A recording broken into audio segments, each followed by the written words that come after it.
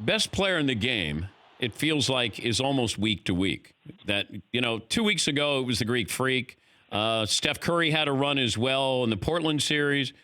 Kevin Durant had a little bit of a run. Now it's Kawhi Leonard's turn. Who's the best player in the game? But back to the LeBron discussion, I think everybody has just decided that we have to crown somebody new because LeBron's not playing, and that's fine. Like, if we want to make this a discussion, well, listen, as long as he's on the shelf and he's not in this postseason for the first time in 14 years, and I have a story about that up on Bleacher Report right now, as long as he's not on the board, let's pick somebody else. But I would say let's pick him with the understanding that as soon as next season starts, LeBron's right back there. Like, there's nothing he did this season other than missing the playoffs, which has a lot more to do with the Lakers roster than with him. So I still think by default, or at least by the one who's earned it over the long haul and still has it, would be him if he's healthy. But if he's off to the side for the moment, I would have gone with Kevin Durant, but now he's hurt. So are we talking about the best player who's still actually playing? Because we don't know when Durant's coming back. But also look at Golden State. This isn't a small sample size, Howard, where without him, what are they, like 31-4? I know that I don't think they're better without him. I think they're different without him. I think they play differently without him. He's the great luxury item, which should be his nickname. But I think Steph Curry is more valuable to that team than Kevin Durant will ever be.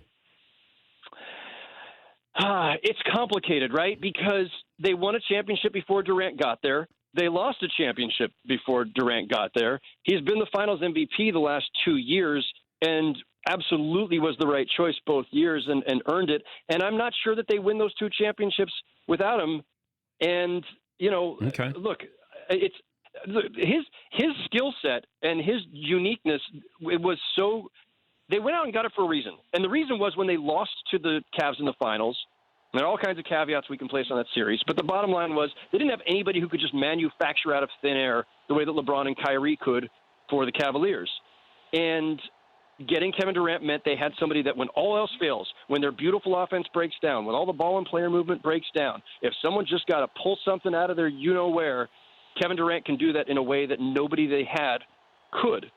And so I think he has been essential to them. A luxury item, yes, especially in the regular season. Maybe even a luxury item in the first couple rounds of the playoffs. But I think in the finals in particular, that's when Durant has mattered most to them. But I do agree that the heart of their identity and the guy who makes them tick the most is still Steph Curry. And I think during the regular season, you saw that when Curry was out, that they didn't win at as high a percentage with a team that was Durant generated, because Steph is that important to their style of play and the way that the ball moves. For more Dan Patrick Show, tune into Audience Channel 239 on DirecTV. Stream for free on BR Live or download the Dan Patrick Show app.